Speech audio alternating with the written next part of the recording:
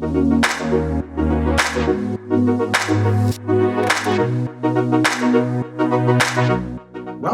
to our Back to the Future interviews series. In this series, we are interviewing insights leaders from around the world and from different industries, and together we discover what the future might hold. Today, I'm interviewing Christine from Aveo, an Australian leader in elderly care.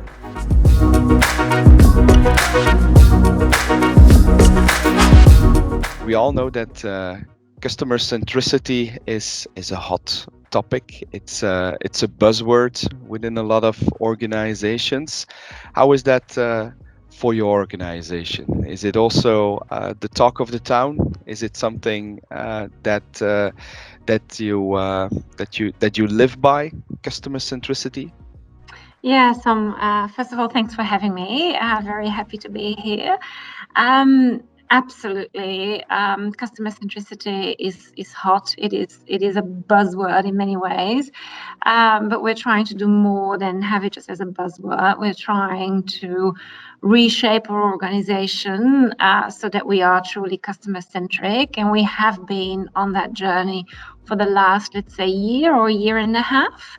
And it starts with getting a good understanding of our customers, who they are and what they need. And I must say that COVID has changed things up quite significantly. So whilst we would say that prior to COVID, it was a process that was gaining ground, and customer centricity was some sort of buzzword somewhere projected from officers. Whilst now we understand that we need to step change, and COVID has, if anything, absolutely accelerated our need to understand our customers and has driven us to change things around in the organization, definitely. Yeah. Can you give a couple of examples of how things were different during COVID, or how you took extra steps in that process of becoming more consumer-centric because of the health crisis?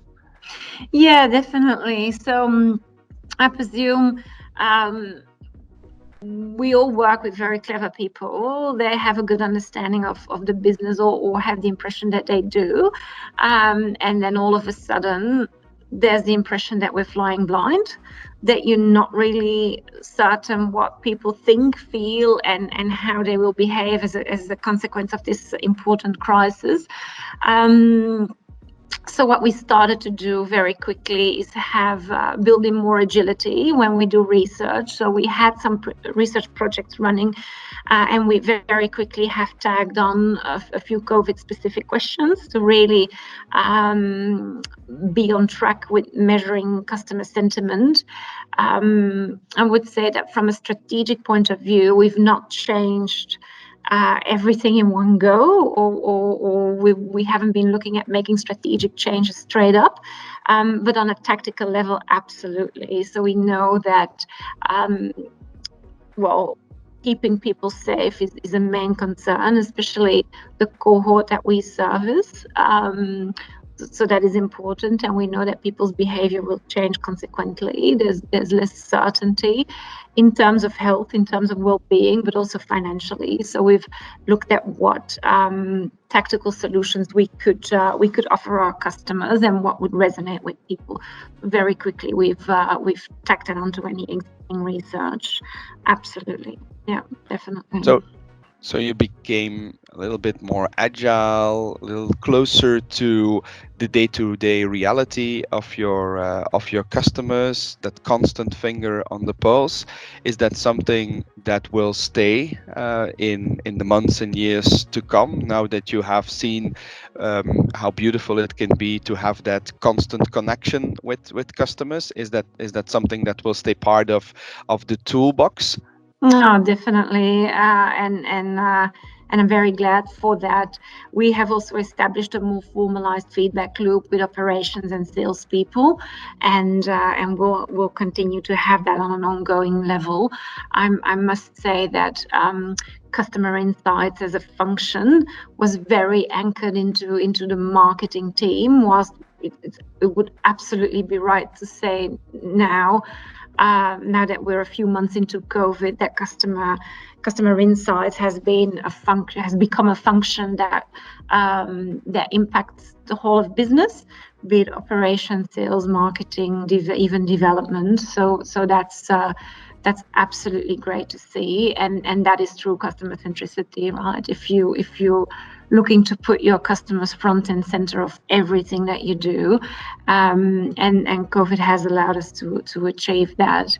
It's more than that. We have, as I said earlier, we have a lot of clever people sitting around the table, and everyone has their opinion on what should be done, what has to be done, and how a business should be run. And all of a sudden, people are struck by COVID and don't know where to go. So essentially, I would say that the ship has become very difficult to navigate, and it's become clear that actually when that happens, the customer can be your guide and is the best guide. And so we've learned to do that, and to leave our opinions for what they are, and to really be fact driven, which allows us to progress with speed and be a lot more accurate, and ultimately build stuff that actually truly matters to customers. So that's great.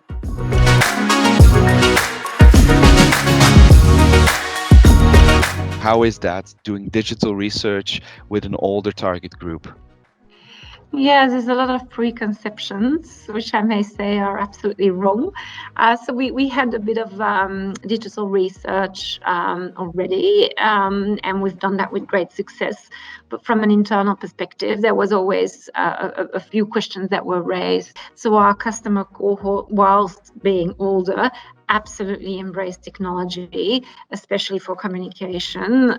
They have family that live across the globe, that live across Australia. It's a big country, as you know. So staying connected happens through digital channels, and that is not different because you happen to be 75 years old.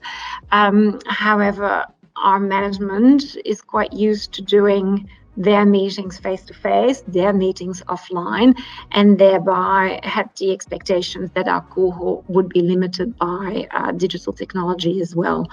Now our management has been forced to do stuff digitally, to move to Zoom or Teams meetings with great success. And so there's absolutely growing openness for digital research as a consequence, and with great success.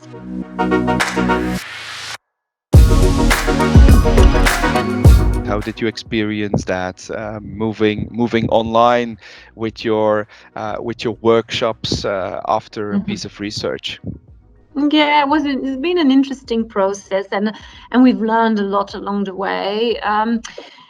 It's definitely not, I would say, Zoom or Teams or the digital workshopping definitely is not a one-on-one replication of a face-to-face meeting. So we've put some time and effort in considering what would work. And what we found is that instead of doing a half-a-day workshop, a 2-hour working session online is more than enough, or as much as people can take. So what we've done in order to get through the work is we've set it up differently so that we would have some pre-work, and with very positive results. So what we found is that by doing the pre-work, you engage everyone, you take everyone on the journey. Certain profiles that may be less loud in a meeting get the time to reflect and to provide their input, and thereby all voices are being heard, everyone is equal. It also allows some reflection on what is provided as part of that pre-work. A little analysis is done, and thereby we can on the digital or the online meeting phase of it, we can then play back what's been done during the pre-work as as an integrated piece of work, and have some work done on that already, and push that forward that way. It's absolutely increased our efficiency and effectiveness. We also found that doing just one workshop meeting, it's all very interesting and we're all very motivated when we're in the moment, but then we step away from the meeting and what we've been discussing. So moving forwards, we really want to integrate the best of both worlds. So we're thinking that we should not have just one connection point, but that we should spread that out. This idea of engaging people, taking people on a journey by having pre-work and by having check-in meetings is highly efficient and very effective, and will therefore be a way of working that we will continue to do. So that's that's been very good for us.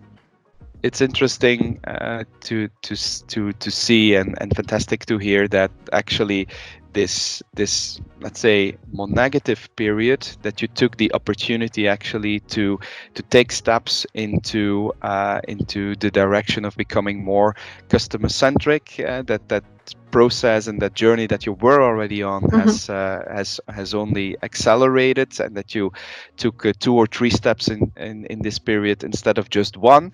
But also that when it comes to the way you do research and the way you bring research into the organization, that you have found some new ways of doing that and reinvented yourself and the process and your ways of working a little bit. And I was positively surprised by the fact that you mentioned that the importance of insights and the insights function has only increased within the company, and that's of course what we love to hear. Thank you very much, Christine, for your time today, and for the little stories that you told us. And thank you. Thank you very much. My pleasure, Tom.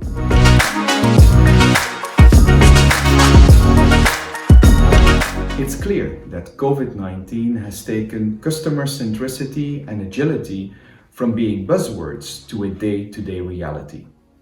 And the same holds for digital transformation of the business and of research. There was a lot of experimentation with digital research and virtual workshopping, with a lot of positive experiences and outcomes. This for sure will change the way things will be done in the future.